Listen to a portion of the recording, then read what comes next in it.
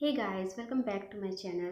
आज की वीडियो में मैं आपके साथ शेयर करने वाली हूँ आप अपने अपर लिप्स के हेयर को कैसे रिमूव कर सकते हैं थ्रेड के हेल्प से। थ्रेड से अपर लिप्स हेयर रिमूव करना बहुत ही इजी है और ये अपर लिप्स के हेयर को जड़ से खींच के निकालता है, जिससे कि इसके जड़ धीरे धीरे कमज़ोर हो जाते हैं और हेयर ग्रोथ स्लो हो जाता है।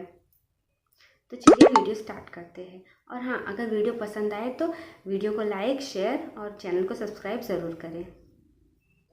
इसके लिए थ्रेड का यूज़ करेंगे। आपके घर पे कोई सा भी थ्रेड हो, आप उसका यूज़ कर सकते हैं। यहाँ से इसको जोड़ देंगे।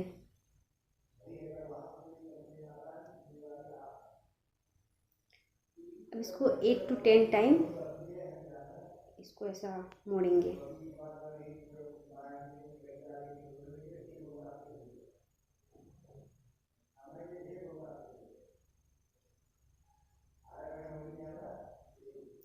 ये बहुत ही इजी है, आपको सिर्फ थोड़े प्रैक्टिस की ज़रूरत है।